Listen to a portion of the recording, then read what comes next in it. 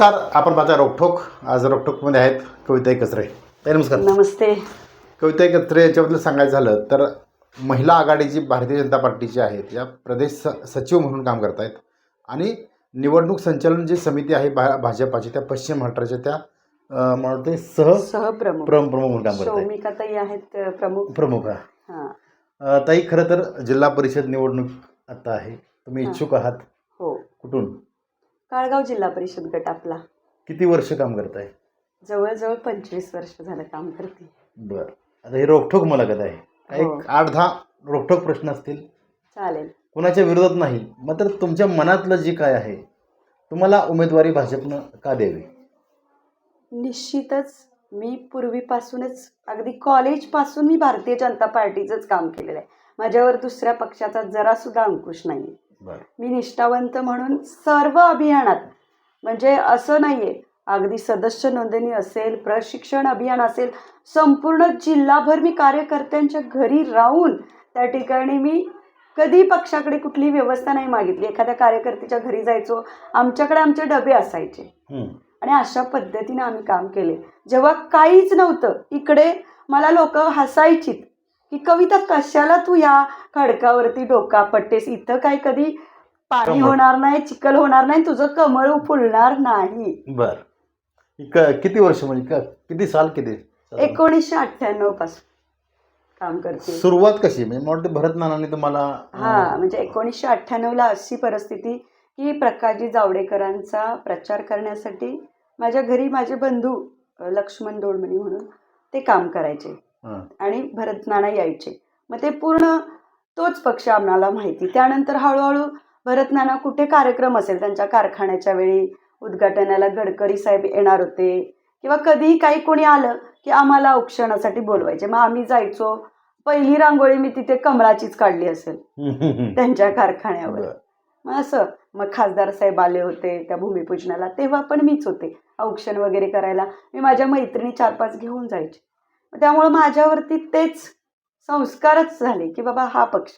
त्यानंतर नीताताई केळकर वगैरे त्यांच्या संपर्कात नानांनी मला पाठवलं. कांताताई नलवडे असतील, मग त्या महिला खूप डॅशिंग वाटायच्या आणि मग मला त्यांचा इम्पॅक्ट माझ्यावरती पडला. खरंच बाबा त्यांचे विचार चांगले आहेत, त्या धडाडीनं काम करतात, मग आपण पण का नाही. बरोबर. त्यांच्याकडून विचारणा झाल्यानंतर भरत नानांनी मला डायरेक्टलीच त्या ठिकाणी पक्षामध्ये पदावरती घेतलं. खरं तर कवितांचं वैशिष्ट्य असं आहे की महिलांचं संघटन प्रचंड प्रमाणात आणि स्वतःहून लिडरशिप करून त्या नेहमी काम करतात. गेली 25 वर्षापासून भाजपमध्ये आहेत. तर काल मुलाखत झाल्या, काय झालं मुलाखतीमध्ये?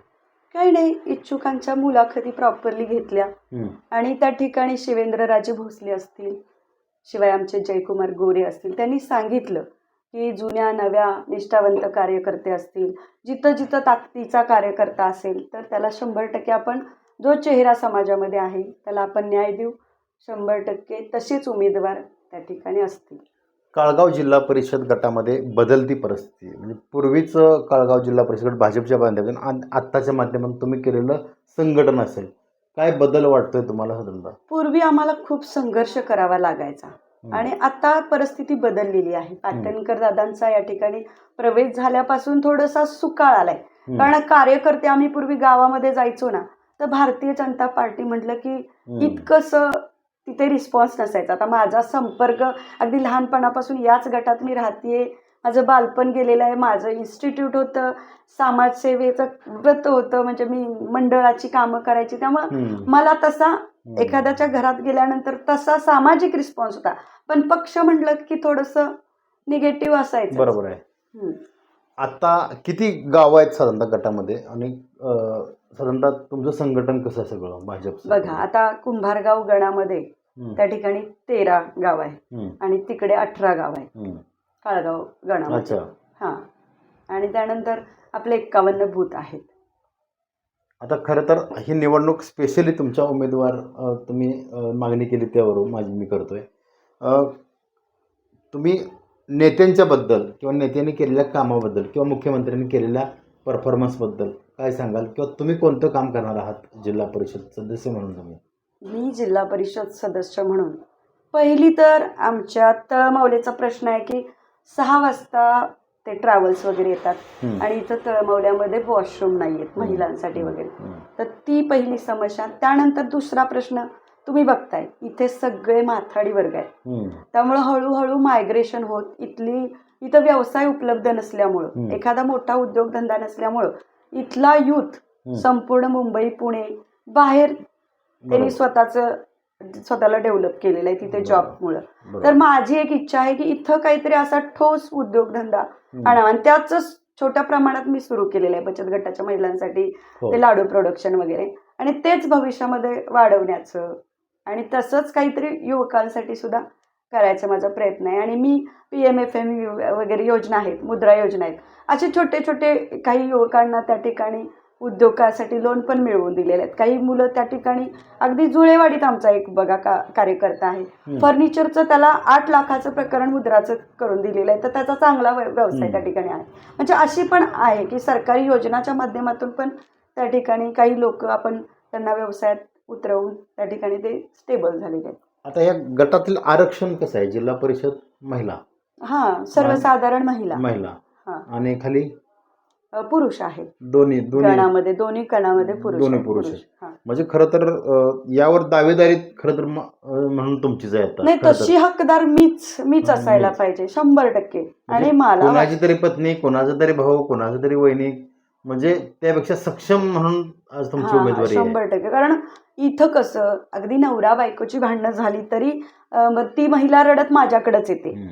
आणि माझं कुटुंब तसं बघितलं तर छोटं आहे, माझे मिस्टर आणि 2 मुली. त्यामुळे त्या महिलेला मी त्या ठिकाणी रात्रीची राहून घेते, तिला जेवू खाऊ घालून, तिला समजावून सांगून तिला तिच्या घरी सोडते. बरोबर. रादर ती नाही तसं ऐकली तर तिला पोलीस स्टेशनपर्यंत न्यायचं, मग तिकडच्या लोकांना बोलवायचं, हे सगळं आम्ही करतो. त्यामुळं इतके वर्ष केलेल्या कष्टाचं मला वाटतं की पार्टीनं मला एक संधी द्यावी 100%. कारण महिलांच्या मध्ये म्हणाल तर अगदी सगळ्याच त्यांच्या कुठल्या पण गोष्टी असतात. संजय गांधी निराधारची प्रकरणं मी माझ्या गाडीतून महिन्यातून 2-3 महिला माझ्या गाडीतून घेऊन जाऊन ती प्रकरणं 100% सक्सेस करते. आणि तुम्ही फिरलात तर तुमच्या लक्षात येईल तसं स्वतःहून महिला सांगतील की बाबा कविताताईंनी आम्हाला नेलेलं आहे, कविताताईंनी आमचं काम करून दिलेलं आहे. मग कुठे आपले बांधकाम कामगारांचे फॉर्म असतील, त्यांना लाभ मिळवून द्यायचा असेल, हे सर्व आम्ही करतोय.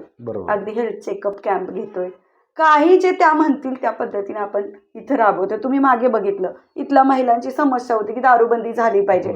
अख्ख्या महाराष्ट्रानं बघितलंय तो कशा पद्धतीने मी तिथे लढा दिलेला आहे. बरोबर. आणि प्रशासनानं नाही सहकार्य केलं ती गोष्ट आहेच, पण माझ्या पार्टीनं पण त्यावेळी मला कुणीही मदत केली नाही. बरोबर आहे. खरं तर जिल्हा परिषद पंचायत समिती निवडणुका ह्या कार्यकर्त्यांच्यासाठी, म्हणजे कार्यकर्त्यांना उभं करण्यासाठी असतात. मात्र आता नवीन गट या ठिकाणी आता आलेला आहे, पाटणकरांचा गट आणि तुमचा जुना गट. कोऑर्डिनेशन कसं आहे साधारणतः? आणि त्यावर खरं तर उमेदवारीची दावेदारी तुमचीच आहे. खरं तर हीच वेळ आता तुम्ही बोलण्याची. तर तुमची दावेदारी कशी तुम्ही त्यांना सांगताय वरिष्ठांना? मी तर आमचे भरत पाटील नाना असतील त्यांना सांगितलेलं आहे, सत्यजित पाटणकर दादांना सांगितलेलं आहे. आणि ते पण काल शिवेंद्र महाराज असतील किंवा आपले जयाभाऊनी सुद्धा सांगितलेलं आहे की असं काही होणार नाही, जुने नवे असा काही संघर्ष करत बसू नका, आपापसात काही मतभेद ठेवू नका. 100% जिथं चांगला चेहरा आहे, जो समाजाला मान्य आहे, त्याच चेहऱ्याला उमेदवारी दिली जाईल असं काल तरी आश्वासन दिलेलं आहे. त्यामुळे मी इतके वर्ष काम करते तर मला पण विश्वास आहे की 100% मला संधी मिळेल. माझी सर्व कागदपत्र वगैरे मी रेडी आहे, माझं काही अडचण नाही आहे. खरं तर तुम्ही सोशल मीडियामध्ये सुद्धा कायम ऍक्टिव्ह मध्ये असता. खरं तर हो, मला आवड आहे. म्हणजे पूर्वीपासून तुम्हाला मध्यंतरी तुम्ही एक अशी पोस्ट मी पाहिली की निष्ठावंत आणि सामान्य न्याय मिळाला पाहिजे.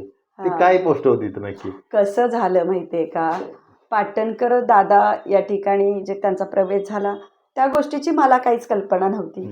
त्यानंतर सुद्धा ठीक आहे, नरेंद्र पाटील साहेब आले तेव्हा त्यांनी स्वागताला कराडला बोलवलं. तुम्ही बघताय त्यांचं स्वागत केलं, त्यांचं खासदारकीला सर्व प्रचार केला. अक्षरशः मॅडमचा कसा बसला होता तितकाच माझा पण बसला होता. त्यामुळे अगदी आमच्या कुटुंबातलाच माणूस उभा आहे असं आम्ही अगदी खासदार साहेब म्हणजे उदयनराजे भोसले विरोधात होते तरी देखील ग्राउंडवर आम्ही भिंगरी बांधून पळत होतो. रात्र बघत नव्हतो, दिवस बघत नव्हतो. त्यांना आम्ही ॲक्सेप्ट केलं. तसंच आम्ही बच्चू दादांना पण त्या ठिकाणी ॲक्सेप्टच केलं. ठीक आहे बाबा, आपला पक्ष वाढतोय तर 100% वाढला पाहिजे. कमळ फुललं पाहिजे आम्हाला पण वाटतं ना. जी आमची आत्तापर्यंतची हेळसांड झाली ती होऊ नये, आम्ही कमी संख्येनं आहोत म्हणून मग आमची आता संख्या वाढावी म्हणून आम्ही त्यांचं स्वागत केलं. पण कधी कधी असं होतं की भारतीय जनता पार्टीची मी प्रदेशची सचिव आहे, महिला मोर्चाला मी जिल्हाध्यक्ष म्हणून 5 वर्ष काम केलेलं आहे. तुम्ही बघितलेलं आहे की कायम मी इथून सातारला 5-5, 10-10 गाड्या घेऊन गेलेले, कुठे पण असू दे. अगदी मोदीजींच्या सभेला इथून ट्रॅव्हल्स करून गेलोय, लोकांकडून वर्गणी गोळा केली आहे आणि मी स्वतः सुद्धा प्रत्येक वेळी माझ्या कुवतीनं वर्गणी दिलेली आहे. बरोबर. म्हणजे तन मन धन अर्पून आम्ही भाजपासाठी काम केले. तर तसा त्या ठिकाणी थोडंसं आम्हाला कुठे कार्यक्रमाला बोलवलं जात नव्हतं, त्यामुळे आम्ही नाराज होतो. पण ते भरत पाटील आमचे नाना त्यांनी थोडंसं सांगितलं की असं काही कोणी नाराज होऊ नका. मग त्यांनी सत्यजित दादांना बोलले की असं काही करू नका. मग थोडेफार बदल झालेत. मग ते पाट्यांवरती नावं टाकणं, मग आमच्या जुन्या कार्यकर्त्यांची नावं टाकली जात आहेत. कुठे फ्लेक्समध्ये नाव नसायचं, कुठे पत्रिकेत नाव नसायचं, फोटो नसायचा. वाटतच ना, साहजिकच आहे. आपल्याला एखाद्या घरातल्या लग्नात कसं, मला तर आठवतं माझ्या मुलीचं जरी नाव नसलं तरी ती म्हणते मम्मा माझं तेवढंच नाव नाही तर मी नाही येणार लग्नाला. मामाने माझंच नाही नाव टाकलं, असं होतं ना. मग तसं आमची थोडीशी आपापसात एक माध्यम आहे खरं तर. आता 2 दिवस राहिलेत अर्ज भरायला. तुम्ही आता अर्ज भरणारच आहात. हो, भरणार. तुम्ही या माध्यमातून तुमच्या नेत्यांच्या पर्यंत काय मेसेज तुम्ही देऊ इच्छिता? मी माझं तसं बघायला गेलं तर मी आदरणीय चित्राताईंना पण मानते आणि माझं काल पण मी त्यांच्याशी कम्युनिकेशन केलेलं आहे. ताई मी इंटरव्ह्यूला चालली आहे, ताईंनी मला सांगितलंय, थंब दिलेला आहे, तुम्हाला मी दाखवू शकते. पुन्हा मी माझा इंटरव्ह्यू चांगला झाला आहे तेव्हा पण ताईंनी मला पॉझिटिव्हली रिस्पॉन्स दिलेला आहे. याशिवाय उदयनराजेंशी पण माझे चांगले संबंध आहेत, शिवेंद्र महाराजांशी पण आहेत, जयाभाऊंशी पण आहेत, सर्वांशीच. म्हणजे अगदी लहान बहिणीसारखे ते माझ्यावरती, म्हणजे कुठलंही काम घेऊन गेलं तर कधी नाही म्हणत नाहीत. विकास कामांच्या बाबतीत सुद्धा माझ्याकडे पत्र आहेत की त्यांनी अगदी VIP रिमार्क केलेली आहे. फक्त काही आत्ता तुम्हाला माहिती आहे थोडंसं बजेटमुळे थोडी ती कामं राहिलेली आहेत. पण मला असं वाटतं की जेवढं मी प्रामाणिकपणे काम केलेलं आहे त्याला माझे वरिष्ठ न्याय देतील. भरतजी पाटील असतील, आता सत्यजित पाटणकर, तर त्यांना ज्या पद्धतीने सांगितलंय त्या पद्धतीनं जुने नवीन समीकरण जुळवून मला संधी मिळेल असं मला वाटतं. खरं तर ही मुलाखत म्हणजे ताईने बोलवलं म्हणून घेतली नाही, मी स्वतःहून तळमळीत आलोय आणि हे मुलाखत होतोय. खरं तर ताई खूप चांगलं विजन घेऊन तुम्ही काम करताय. आता निवडणुकीच्या माध्यमातून वेगवेगळ्या मुलाखती होत राहतील. मात्र उमेदवारी अर्ज भरण्याच्या अगोदर काल तुम्ही इंटरव्ह्यू दिला म्हणून आम्हाला समजलं, म्हणून मी तळमळीला आलो खरं तुमची मुलाखत घ्यायला. धन्यवाद दादा, खरंच आमच्याशी बोललात. धन्यवाद. धन्यवाद.